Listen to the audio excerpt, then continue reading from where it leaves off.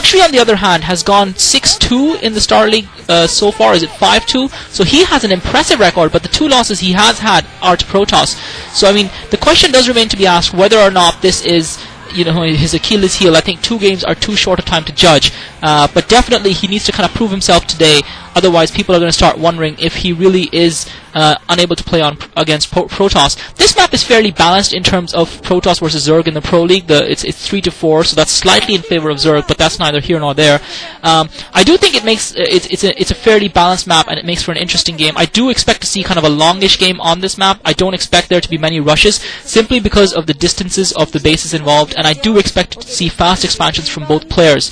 By the way, is it just me, or does Luxury look surprisingly like Yarnak Yellow from on GameNet Sparky's team? Anyway, so as I said, I do expect, and you can see actually, sorry, Luxury's Overlord there scouting in the wrong direction. I do expect to see kind of a longish game. I don't expect to see rushes, simply because of the distance between the bases. It makes it very difficult to rush and for reinforcements to arrive, and that's going to be a huge factor, obviously. And Cal just sending out that probe there. So Cal obviously starting down in the 5 o'clock position, and Luxury starting up at the 1 o'clock position. So you can see Cal has set up that pylon there, so he most likely is going to fast expand in that base. Luxury hasn't sent out his probe yet, but I do expect him to go for the standard 3 hatchery build as well. As I said, rushes aren't very viable on this map, you know, although if you do execute it well, you can catch an opponent off guard. But you know, obviously that's going to rely on the opponent not scouting at all. And Cal has obviously scouted Luxury already, and it doesn't look to me like Cal was going for the rush there. Just the distance between the bases is too great. One of the things that you can see is a bit of cheese from the Protoss, where they can put a pylon down in between the Zerg base and natural expansion, and that can slow the Zerg's economy down significantly until they can actually kill that pylon. And we have seen that strategy do is very effective in the past. And Luxury actually, very interestingly, has put a spawning pool down there in his main. So he's not gone for the expansion first. That's an interesting choice. I don't know why he's done that. As you can see, he's actually using that drone to block that probe from putting a pylon down in that, just to kind of, you know, so that he doesn't get so that he doesn't actually block off the path to his natural. And he is going to try and set up an expansion there now. And Cal's forge going up. So Cal definitely going for that fast expansion because he's built that forge. And Cal with some excellent harassment here with that probe, stopping Luxury from putting that hatchery down. And oh my god, he was just about to put it down again. Got stopped again by Cal. So that's very well done by Cal. Luxury actually putting up a second hatchery inside his base. So that's a little bit dodgy, because that means his third hatchery, if he does choose to put it at his natural, is going to be a little bit up slower. And therefore, in terms of defending and starting up that gas, that is going to slow him down a little bit. I guess he was annoyed by the fact that he was being harassed there, and he didn't want his hatchery to go down very, very slowly. Excuse me, his spawning pool is up. Cal's probe continues to scout in Luxury's base. Luxury, on the other hand, has yet to scout Cal and has no idea what Cal is doing. So definitely, in terms of information in terms of information, Cal does seem to have the lead here. So Luxury going for a very kind of strange build. He put up that spawning pool first. I don't see what the purpose of that was if he didn't put up an extractor. So it's not like he's actually going to be teching very, very quickly, but at the same time he's not going for a heavy economy. So it's a bit of a nothing build. It's not really going for kind of a rush or a fast attack. It's not really going for an expansion and economy. It's not going for technology. It's a bit of a nothing build, and I don't really understand why Luxury is doing that. Maybe he's a little bit nervous and he's showing his kind of lack of experience here by doing that, not willing to commit to anything, going for a bit of a nothing build, trying to play it safe, trying to cover all his bases. He put up that spawning pool in case he got rushed, which I think was very unlikely on this map, and he put up that spawning pool without even without scouting. His Overlord obviously scouting in the wrong direction because he sent it counterclockwise, and Cal's base was to the south. The Cal's expansion is actually complete, and that's very, very kind of bad for Zerg if the Protoss's fast expansion is actually complete before their hatchery at their own natural. So Cal definitely seeming to be at least economically at par, if not ahead than Luxury. And Luxury, oh my god, Luxury's actually set up a fourth hatchery. So Luxury going for a really insane build. I guess Luxury realized that Cal has now fast expanded, and therefore the fact that Cal is fast expanded, he felt he would be behind economically, and to try and make up that economical disadvantage, he's put up a fourth hatchery. And if he can actually sustain and defend that hatchery, that is going to give him the advantage longer term in the game. He's going to have he's going to have 3 gas from that, and that's going to, you know, a 3 gas Zerg is a formidable opponent. But it's just a question of whether Cal can actually scout this hatchery, and Cal is actually going to find that hatchery with his probe. So Cal has found that hatchery, so Cal needs to take that hatchery down as quickly as possible. Luxury has spread himself a little bit thin here. He's got 4 hatcheries, he's got a spawning pool, and he's now building an evolution chamber of all things. So that's a very strange choice of things to go for.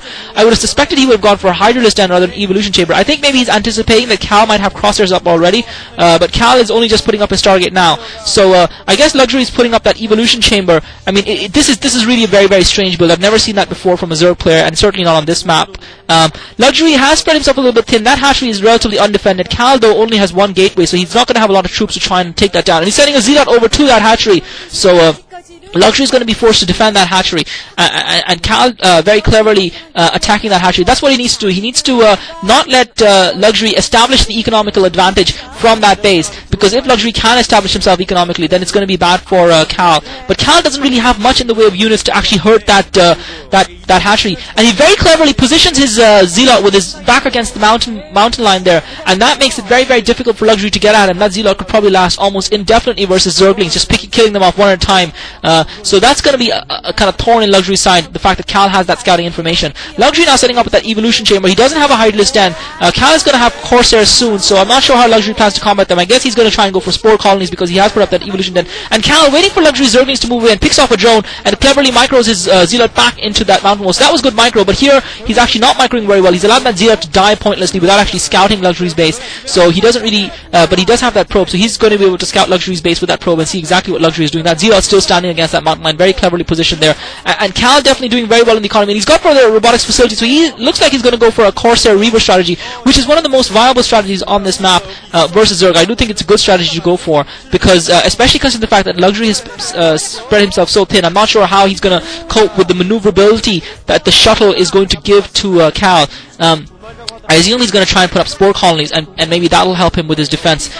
Certainly that's the only reason I can think of why he would go for an evolution chamber so early in the game, unless he was really going to try and go for a really, really fast kind of lair high. But even then he should have gone for a lair first before starting that evolution chamber. So that was a bit mystifying, definitely. And he's just about to lose. Luxury about to lose his first Overlord there to Cal's Corsair, and he's going to lose a second Overlord now, so that's going to hurt him a little bit. He does have four hatcheries, so he can definitely cope in terms of production, in terms of having larvae. And yes, exactly, you can see Luxury's putting up that Spore Colony to try and cope with the aerial supremacy that Cal is going to have. He's also putting up his Hydralisk Den. It's a little bit late. He's continuing to pump out drones, but he doesn't have a lot of army. Luckily for him, Cal doesn't have a lot of units of himself. And Luxury now, is that a second Spore Colony that he's putting up in his expansion at the 3 o'clock position.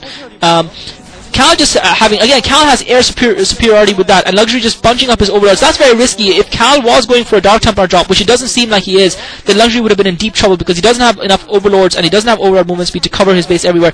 And Cal now, with just 2 Zealots and a Dragoon, has forced Luxury's drones to not mining, and now Luxury bringing in the Zerglings and microing his drones excellently well.